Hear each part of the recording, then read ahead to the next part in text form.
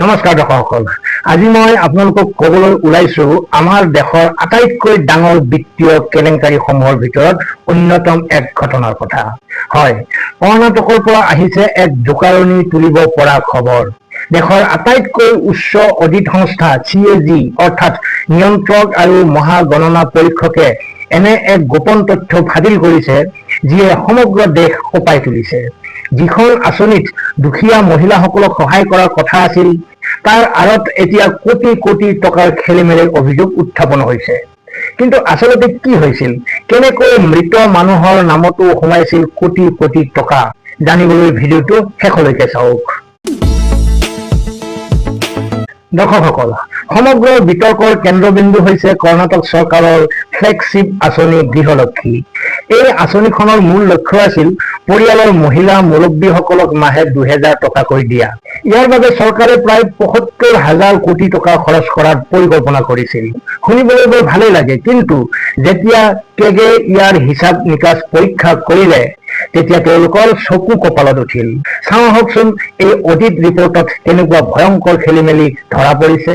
প্ৰথমটো আটাইতকৈ আচৰিত কথা, মৃত ব্যক্তিৰ একাউণ্টলৈ ধন প্ৰেৰণ। ৰিপৰ্ট অনুসৰি প্ৰায় 1,08,000তকৈও অধিক মৃত মহিলাৰ বেংক একাউণ্টলৈ নিয়মীয়াকৈ চৰকাৰী ধন গৈ আছিল।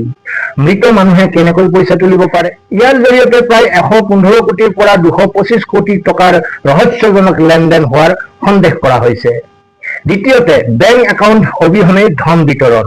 আপুনি হয়তো ভাবিব নোৱাৰে যে কোনো সঠিক বেংক একাউণ্ট নম্বৰ বা প্ৰয়োজনীয় তথ্য নোহোৱাকৈয়ে প্ৰায় 44 কোটিতকৈও অধিক টকা বিতৰণ কৰা হৈছিল। তৃতীয়তে, একেটা একাউণ্টতে একাধিক মানুহ, প্ৰায় 19,020 গৰাকী হিতাধিকাৰীৰ নাম একেটা উমৈহতীয়া বেংক একাউণ্টৰ সৈতে সংযোগ হৈ আছিল, অৰ্থাৎ 19,000 মানুহৰ নাম এটা একাউণ্টত। ইয়াৰ সহজ অৰ্থ হ'ল চৰকাৰী পইচা কাৰোবাৰ এটা বিশেষ একাউণ্টলৈ গৈ আছিল, কিন্তু নাম আছিল বেলেগ বেলেগ মানুহৰ। কেৱল ইমানেই নহয়, এই আঁচনিখনৰ কম্পিউটাৰ ডাটাবেছত 10 লাখৰো অধিক হিতাধিকাৰীৰ তথ্য বাৰে বাৰে সাল সলনি কৰা হৈছিল। ইয়াৰ পৰা স্পষ্ট হৈ পৰে যে সমগ্ৰ ডিজিটেল ব্যৱস্থাটোতেই আছিল ডাঙৰ সুৰুঙা। এই ৰিপৰ্টটো ৰাজহুৱা হোৱাৰ লগে লগে কৰ্ণাটকৰ ৰাজনীতিত এক প্ৰচণ্ড ধুমুহাৰ সৃষ্টি হৈছে।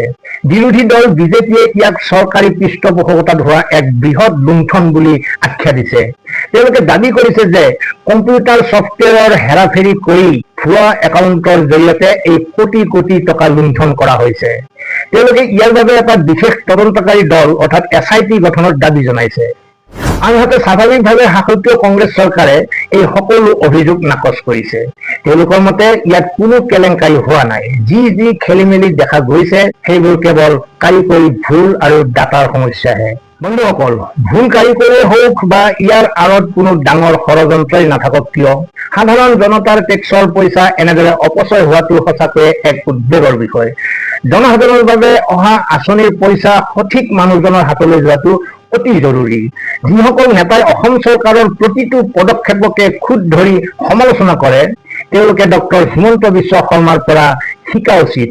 কৰ্ণাটকৰ এই বিয়াগোম খেলিমেলিৰ বিপৰীতে অসমত মুখ্যমন্ত্ৰী ডক্টৰ হিমন্ত বিশ্ব শৰ্মাৰ নেতৃত্বত চলি থকা অৰুণোদয় আঁচনিয়ে সমগ্ৰ দেশৰ ভিতৰতে এক নিখুঁত আৰু স্বচ্ছ আৰ্হি দাঙি ধৰিছে।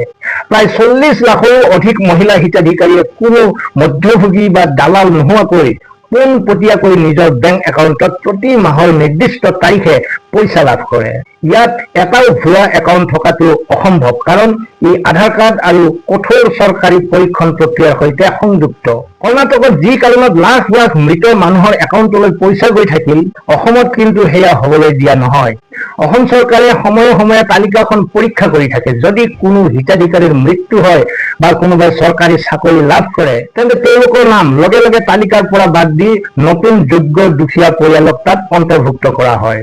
কোনো ধৰণৰ কাৰিকৰী বিজুতি নোহোৱাকৈ অসম চৰকাৰে একেটা দিনতে একক ডিজিটেল হস্তান্তৰৰ জৰিয়তে প্ৰায় 3,600 কোটি টকা হিতাধিকাৰীৰ একাউণ্টলৈ সফলতাৰে প্ৰেৰণ কৰি দেশৰ ভিতৰতে এক অভিলেখ গঢ়িছে। গতিকে দৰ্শকসকল, কথাতে কয় আনলৈ আঙুলি টোৱালে নিজৰ ফাললৈ 4টা আঙুলি টোৱাই থাকে। যিসকলে অসম চৰকাৰৰ কঠোৰ পৰিশ্ৰম আৰু সুপৰিকল্পিত আঁচনিবোৰক সদায় সমালোচনাৰ চকুৰে চায়, কৰ্ণাটকৰ এই CAG ৰিপৰ্টে তেওঁলোকৰ মুখত এক ডাঙৰ স্বৰ ফুটাইছে। অসম চৰকাৰৰ অৰুণোদয় আঁচনিয়ে প্ৰমাণ কৰি দিছে যে সদিচ্ছা থাকিলে দুৰ্নীতিমুক্তভাৱে দুখীয়া মানুহক সহায় কৰিব পাৰি। দৰ্শকসকল, মই এই ভিডিঅ'টোত যিখিনি তথ্য আপোনালোকক দিলো সেই আটাইবোৰ অফিচিয়েল ৰিপৰ্টৰ ওপৰত আধাৰিত।